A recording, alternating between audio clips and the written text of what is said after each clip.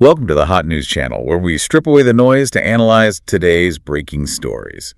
It is Thursday, February 5, 2026. And if you're feeling a strange sense of vertigo today, a sense that the ground beneath your feet has shifted, you are not alone. We have to start with the obvious. Today is a pivotal moment in history, and I really don't use that phrase lightly. We're looking at a convergence of events that, frankly, makes this perhaps the most dangerous day since the Cuban Missile Crisis in 1962. We are staring down the barrel of a fundamental shift in how the world is ordered. It is a game changer. There is absolutely no other way to put it. We are going to unpack a lot today, from the Middle East to Minnesota, but everything, and I mean everything, is happening under a new, darker sky. Darker is the right word. As of today, February 5th, the New START Treaty has officially expired. This was the last guardrail, the last remaining treaty capping the nuclear arsenals of the United States and Russia, and it is gone. It's gone. And the silence is just deafening.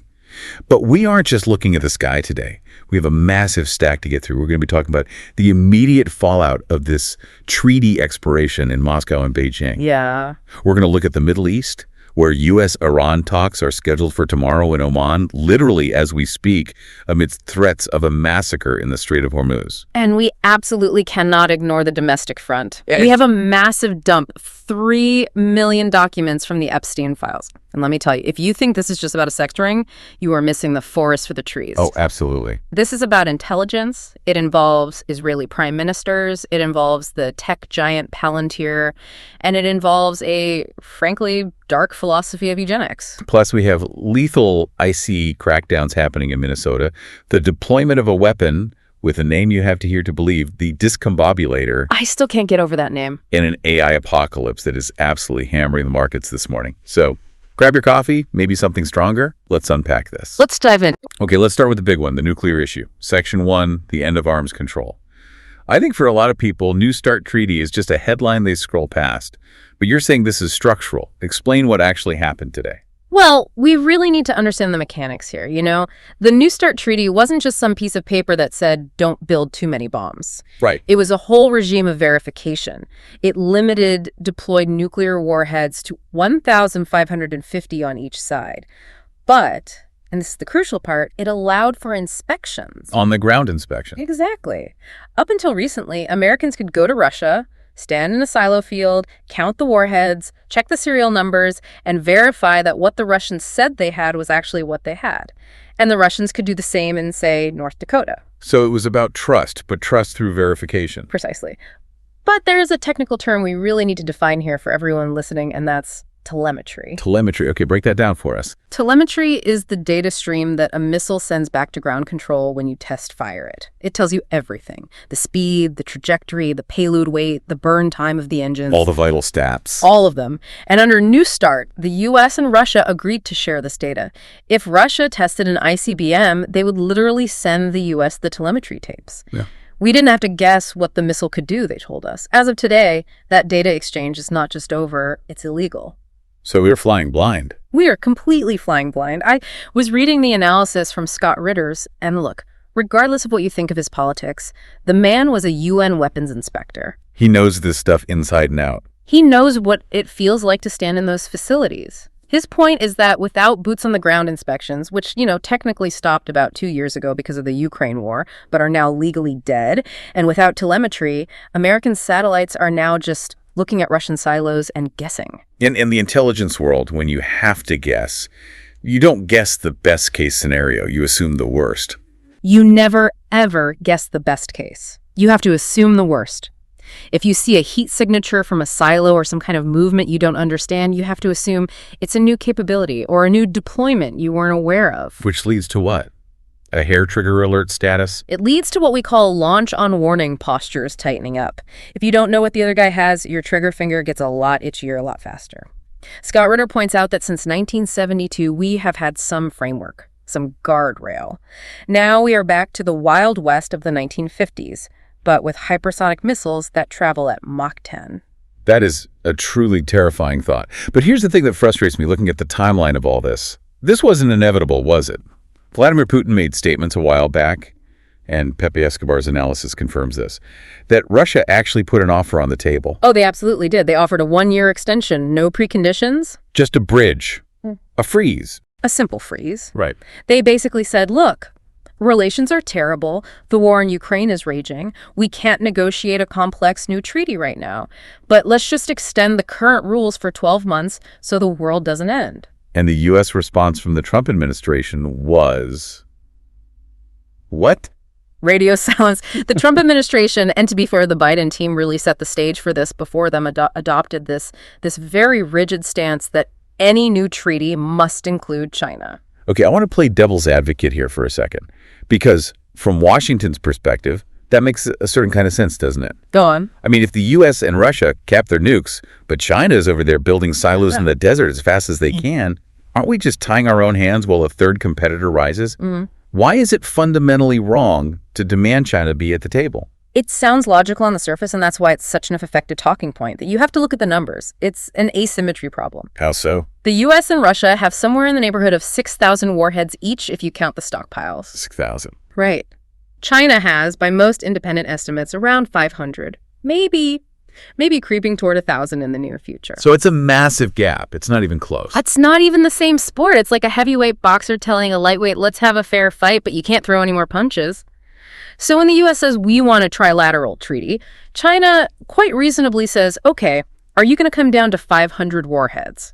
Or are you asking us to freeze at 500 while you two keep 5,000? Ah, I see. They view it as a trap to lock them into a state of permanent inferiority. It is a trap, exactly. And China has repeatedly said they will join talks when the U.S. and Russia reduce their arsenals to China's level. Until then, they view this trilateral demand as a poison pill. A poison pill. The U.S. knows China won't agree. Yeah. So by insisting on it, the U.S. effectively, and I think intentionally, killed the bilateral deal with Russia. So we sacrificed the actual functioning treaty we had for a theoretical treaty we couldn't get. That is a perfect summary. And the reaction in Moscow reflects that. Pepe Escobar highlighted a post from Dmitry Medvedev on X. It was a picture from Game of Thrones with the caption, "Winter is coming." Subtle. It's not just trolling, though. I mean, it represents a real psychological shift in the Kremlin. The belief now is that the United States is negotiating in bad faith. That they want this outcome. They believe Washington wants an unlimited arms race because they think they can outspend Russia, like Reagan did to the Soviet Union in the 80s. But the Russian economy today is very different, and their missile tech, frankly, is actually ahead of the U.S. in certain areas, like hypersonics. So we are entering an unlimited arms race with zero trust, no hotlines, and faster, more sophisticated missiles. Correct. And that brings us right back to the classic concept of the security dilemma. When you can't verify, you build more. When you build more, the other guy sees it and builds even more. It's a spiral. And today, the last break on that spiral just fell off. Well, if the nuclear landscape feels cold and frozen, the Persian Gulf is absolutely on fire. Let's pivot to Section 2. The brink of war, because we have this bizarre split-screen situation happening right now. It is the absolute definition of mixed signals. On one side of the screen, you've got high-level diplomacy. Breaking news confirms that Iranian officials have departed for Oman. Talks are scheduled for tomorrow, Friday, at 10:00 a.m. And look at the U.S. delegation they're meeting. It's not the Secretary of State. It's not a team of career diplomats. It's Steve Witkoff, Trump's special envoy, and Jared Kushner, his son-in-law. And that tells you everything you need to know, doesn't it? This isn't a State Department channel. This is a family channel. This is the inner circle. It implies that Trump is looking for a deal that bypasses the bureaucracy. But then you have to look at the other side of the screen. Literally hours ago, the IRGC, the Islamic Revolutionary Guard Corps, seized 2 vessels in the Persian Gulf. The IRGC Navy PR department issued a statement claiming they found 1 million liters of smuggled fuel and detained 15 crew members. And the rhetoric that's accompanying this is just incredibly violent. Iran issued a statement threatening, and I'm quoting here, massacre and hell in the Strait of Hormuz if they are provoked. Massacre and hell. They aren't talking about sanctions. They are talking about sinking ships. They are talking about closing the strait. And you have to remember, 20-30% of the world's oil supply passes through that choke point. If Iran turns the Strait of Hormuz into a kill zone, the global economy grinds to a halt. So how do we reconcile this? Jared Kushner is flying to Oman to talk peace, while the IRGC is seizing ships and threatening war. Alastair Crooke, the former British diplomat, had a really interesting take on this. He called Trump's strategy perplexing. Crooke is very, very plugged in. His analysis is that Trump is stuck. He tried the whole maximum pressure campaign, building up military assets, sending aircraft carriers, flying B-52s over the Gulf, hoping it would trigger an internal insurrection in Iran. He wanted the regime to collapse from within. That was the plan. But it didn't happen. The regime is still there. So now Trump has all these assets in the region. The tension is sky high. But he has no exit strategy. He doesn't actually want a full-scale war, but he can't just back down without losing face. So he sends Kushner to find a way out. A face-saving off-ramp. Exactly. But then Alex Krainer suggests there might be something even deeper going on here. He argues that we all have short-term memory loss. Yeah. He thinks this might be the operationalizing of a deal that was cut way back in Anchorage, Alaska, between the U.S. and Russia. The grand bargain theory. Right. The idea there is that the U.S. and Russia quietly agreed on a new security architecture for the entire Middle East. And what we're seeing now, the threats, the seizures, the chaos, is just the theater of implementation. It's the friction of forcing the regional players into line. It's a fascinating theory, but tomorrow's meeting in Oman will be the real test. And the agenda for that meeting is already a major fight. Iran is saying they're only there to talk about the nuclear file, uranium enrichment levels. Right. They want to go back to the JCPOA framework, basically. But Israel and the U.S. publicly are saying, no way. We need to talk about ballistic missiles, and we need to talk about the axis of resistance Hezbollah, the Houthis, all their regional allies. And Iran sees that as a complete non-starter. I mean, if the U.S. insists on dismantling Iran's conventional missile defense or its regional alliances, the talks will collapse in 5 minutes. Speaking of nuclear files, this brings us to what might be the most explosive debate of the week. Vice President J.D. Vance sat down with Megyn Kelly and said something that really set the internet on fire. I saw that. He said if Iran gets a nuke, Saudi Arabia gets one the next day. It's a great soundbite. It's very dramatic. It paints this picture of a domino effect. But I want to push back on this. Yeah. Because it implies that building a nuclear weapon is like buying a car. You don't just wake up and get a nuke the next day. I mean, you need centrifuges, you need years of testing, you need delivery systems. Is Vance just engaging in hyperbole, or is he frankly ignorant of the physics involved? Well, see, this is where we have to go down the rabbit hole, because Vance might actually be right about the timing, but completely wrong about the method. What do you mean? We dug into the archives and found a resurfaced interview with a man named Dwayne Claridge. He was a senior, very high-level CIA officer, and Pepe Escobar's sources have been backing this up for years. Okay, so what's the reality here? The reality is something called the Pakistan option. The intelligence assessment, and this has been an open secret in the intel community for decades, is that Saudi Arabia heavily financed Pakistan's nuclear program back in the 1970s and 80s. We're talking about the Al-Kibar reactor connections and massive, massive funding flows. So they were essentially the venture capitalists for the Pakistani bomb. They were the primary investors. Yeah. Exactly. And the return on that investment wasn't just, gratitude. The understanding is that there is a strategic agreement. Saudi Arabia paid for the program, and in return, Pakistan keeps a certain number of warheads on the shelf for Riyadh. So when Vance says the next day, he doesn't mean they start building a reactor in the desert. He means they send a cargo plane to Islamabad. Precisely. They drive a truck to the airbase, load the crates, and fly them to a Saudi missile site. They essentially bought their deterrent off the shelf 30 years ago. That changes the entire calculus of the Oman talks. It changes everything. It means we aren't trying to prevent one new nuclear power from emerging. We are trying to prevent an immediate two-sided nuclear standoff across the Persian Gulf. My God. If the talks fail and Iran decides they need a bomb for survival, Saudi Arabia activates the Pakistan option. And suddenly you have a nuclear-armed Sunni power staring down a nuclear-armed Shia power, and they're both sitting on top of the world's oil supply. And the New START treaty is gone. And there are no guardrails, no off-ramps. It's a terrifying picture. But, while we look at these massive geopolitical movements, sometimes the real key to understanding how the world actually works is hidden in the shadows. And that brings us to Section 3, the Epstein files. This is the story everyone is talking about, but I think almost everyone is talking about it wrong. I completely agree. We have a dump of 3 million documents. And the mainstream media, the Telegraph, the Daily Mail, the NY Post, they are doing the usual thing. They're looking for celebrity names. They're asking who was on the plane. Right. And lately, they're all running with this new narrative. Was Epstein a Russian spy? It's a distraction. It is a classic, almost textbook disinformation campaign. We looked at the deep dive analysis from Syriana Analysis and Murtaza Hussein at Dropsite News.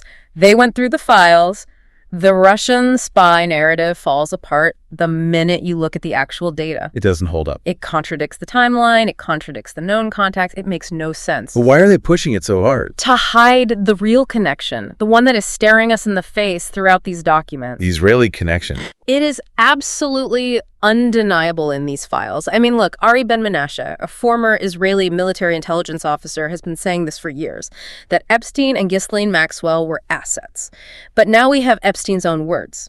There's a text message to Steve Bannon found in this dump where Epstein explicitly writes, and I quote, "All roads lead to Tel Aviv." All roads lead to Tel Aviv. That's not a metaphor. No, it's a statement of operational hierarchy. And then you look at their relationship with Ehud Barak, the former Israeli prime minister. This wasn't a casual acquaintance. The files show they met dozens and dozens of times. Epstein was advising him.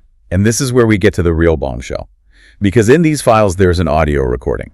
And on this audio, Epstein is advising Barak to invest in a very specific company. Not real estate, not some hedge fund. He tells him to talk to Peter Thiel about Palantir. This is the smoking gun. Yeah. This is the piece of evidence that moves this whole story from sex trafficking into state-level intelligence operation. But hold on, let's pause there. We hear Palantir, and we think tech stock or maybe military contractor. Why would a prime minister or a guy like Epstein care so much about this specific piece of software? What does Palantir actually do? Okay, so we need to explain their main platform. It's called Gotham. Palantir isn't just Excel on steroids. It is an integration engine. It takes disparate, separate databases, things that don't normally talk to each other. Like what? Phone records, credit card swipes, license plate readers, flight logs, social media posts, hotel check-ins, and it stitches them all together into a single coherent map of a human life. It builds what the intelligence community calls a social graph. So it visualizes connections. It visualizes leverage. If you are running an intelligence operation or a blackmail ring, that is the holy grail. You don't just want to know that person A met person B. You want to know where they met, who paid for dinner, what flight they took to get there, and who else was in the room at the time. Palantir automates that entire process of discovery. And in the audio, Epstein is telling Barak to talk to Thiel. He describes Thiel in this really weird way. He says he looks like he's on drugs, like he is smoking something. But he admits Thiel has the power. The implication is just massive. Epstein wasn't just running a honeypot in New York. He was brokering deals for the very backbone of the Western surveillance state. He was connecting the political leadership of Israel with the technological leadership of Silicon Valley. It suggests that the blackmail operation and the surveillance state are really two sides of the same coin. One collects the dirt manually, the other collects it digitally. And they feed each other. It's a symbiotic relationship. And look at who else is caught in this web. It completely shatters the political divide. We have emails between Epstein and Noam Chomsky. The intellectual hero of the left. It's unbelievable. Chomsky is emailing Epstein, asking for advice on how to handle hysterical accusations against him. He's asking a known sex offender for PR advice. And then there's Woody Allen. There are emails where Allen and Epstein are mocking Alan Dershowitz. They call him a social climber and a name dropper. It sounds like a high school clique of villains. But it's a creek that runs the world. Exactly. And my analysis, looking at all this, is that this system, this web of compromised people, is the glue that holds the elite together. It explains why there's never any real accountability. It's not just that they're rich, it's that they all have dirt on each other. It's a mutually assured destruction pact, but with reputation instead of nukes. But it gets even darker.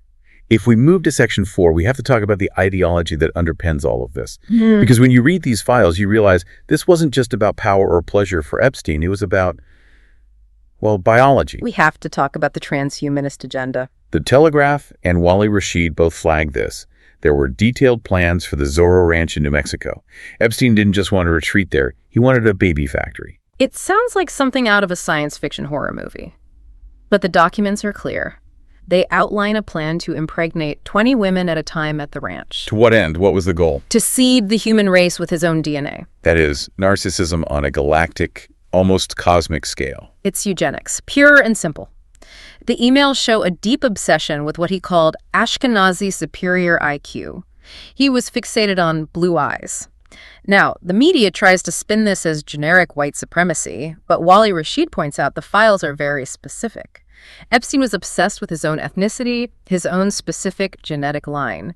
He viewed himself as a superior biological specimen. And this connects directly to the Silicon Valley mindset we see so much of today, doesn't it? You Yeah. mentioned Peter Thiel earlier. It absolutely does. This is the dark side of transhumanism.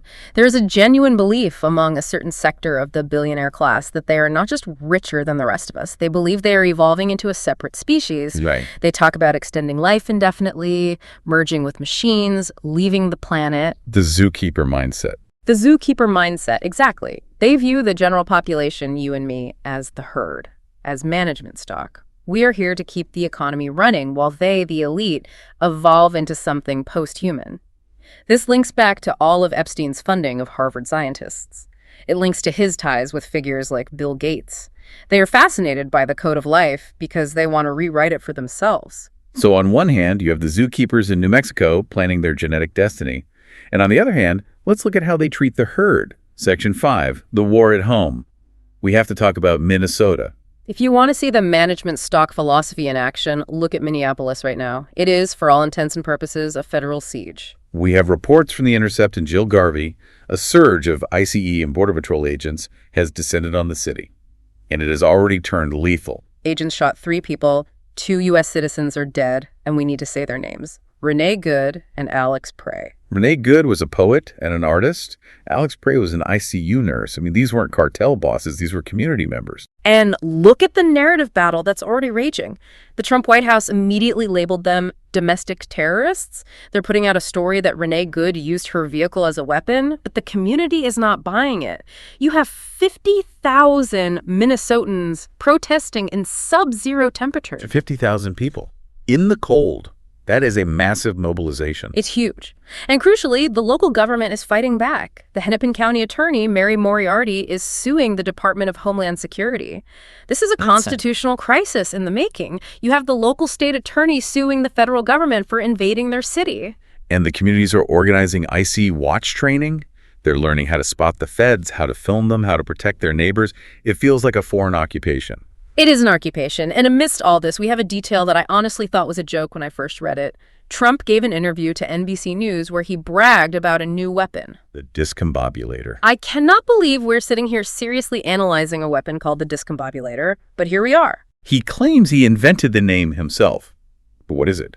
He said it was used in a raid on a military base in Venezuela, that alleged attempt to kidnap Maduro. And you have to listen to his description. He says, quote, "None of their equipment works, even humans."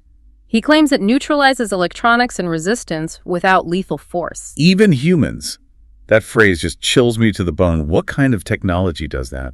We are likely talking about high-power microwave, or HPM, weapons, or some kind of advanced directed energy weapon. We know this tech exists. We've seen the Havana Syndrome reports for years, people feeling dizzy, nauseous, a feeling of pressure, unable to think straight. It's basically frying the cognitive circuits of the human brain. Exactly. It scrambles your equilibrium. It stops you from fighting not because you are in pain, but because your brain literally cannot process reality for a few minutes. So we have baby factories in New Mexico and brain-scrambling rays in Venezuela. The line between reality and some dystopian science fiction novel has completely evaporated. It's gone. And if you're listening and thinking, well, I'm not in Minnesota and I'm not an Iranian sailor, so I'm safe, you should think again. Because the threat coming for most of us isn't a missile or a microwave. It's a software plugin. Section 6, economic collapse and the AI threat. The markets are tumbling today. S&P Global, London Stock Exchange, just red across the board. And the culprit is a company called Anthropic.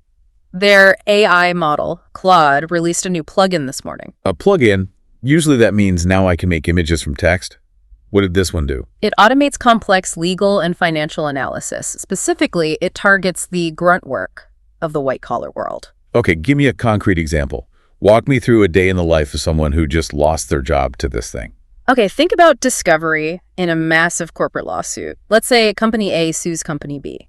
They dump 50,000 emails and PDF documents onto the law firm's desk. The classic Sunday night dump. Right.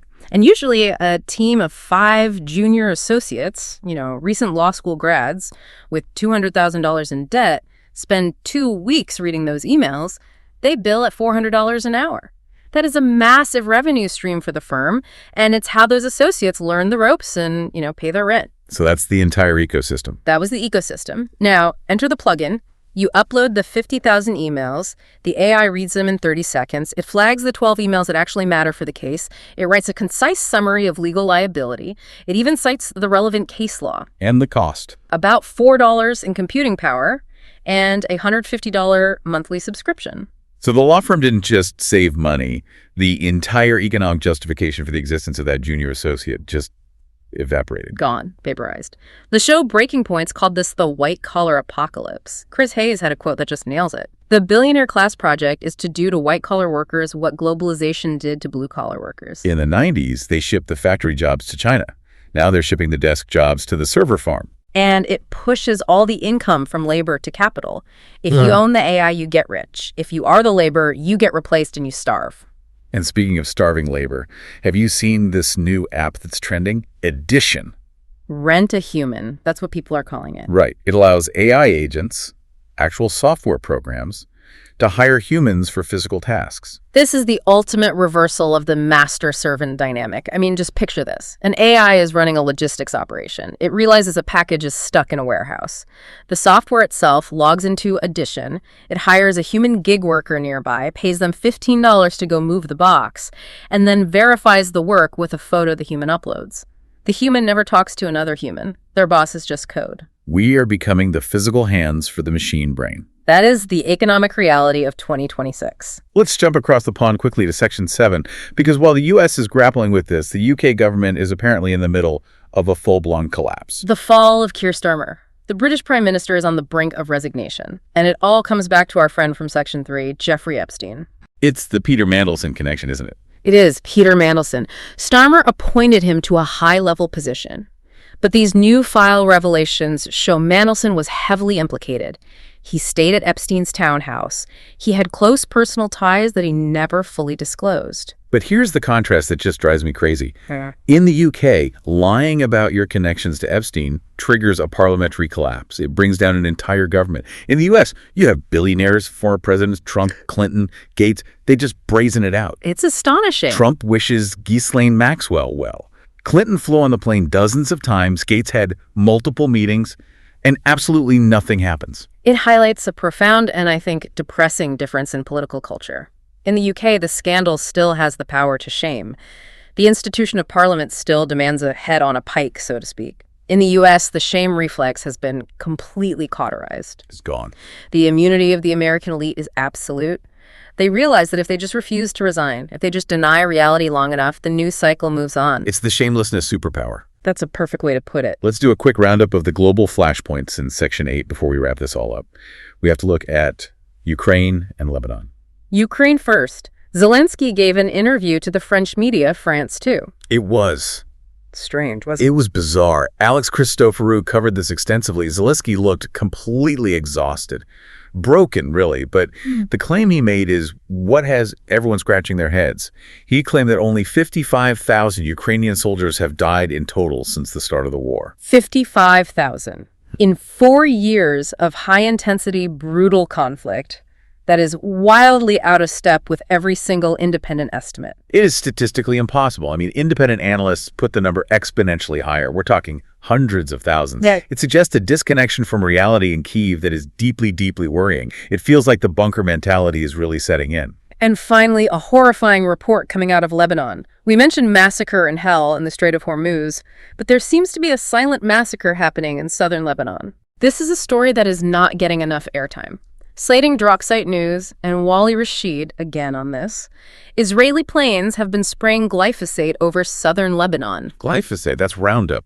That's the stuff people use on their driveways to kill weeds. Yes, but they are spraying it at concentrations 20 to 30 times the normal agricultural level. Why? What on earth does that do? Well, toxicity is all about dosage. At 1x, it kills a dandelion. At 30x, saturating the soil over and over, it creates ecocide.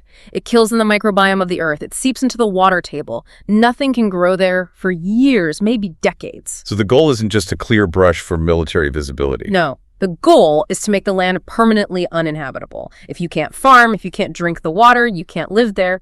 They are creating a permanent buffer zone by killing the earth itself. It is a scorched earth policy in the most literal chemical sense of the term. That is heavy. Okay, we have covered a massive amount of ground today. The New START treaty is dead. Iran is on the brink of war. The Epstein files reveal an intelligence web running the world. And AI is coming for your job. What does this all mean? Let's try to synthesize this. I think if we connect these dots, the picture that emerges is pretty clear. We are seeing the systematic dismantling of the old world, the structures we relied on, treaties like New START, the economic value of white-collar labor, the political stability of the West. They are all evaporating. And the deep state isn't just some conspiracy theory anymore, is it? The files show it's a concrete network. It's intelligence, it's blackmail, it's technology like Palantir. And it operates above and beyond elected governments. That is the absolute key. They operate above the law. The hidden truth we need to take away from today is this. The elites are preparing for a world where they are genetically and technologically distinct from the rest of us. They are building the discombobulators to manage the resistance, they are funding the baby factories to secure their legacy, and they are letting the nuclear treaties expire because they believe they can survive the chaos they are creating. The structures you thought protected you, treaties, laws, your economic value are evaporating. That is the reality of February 5, 2026. It is a sobering thought, but knowledge is the first step to resistance. You cannot fight what you cannot see. And today, we try to turn on the lights. Exactly. And that is why we do this. If you found this analysis valuable, if you want to stay ahead of the curve in this collapsing world, hit the plus or follow button on your podcast app. Give us a like, subscribe to the Hot News channel for more deep dives. We will keep digging. Until we meet again. Goodbye.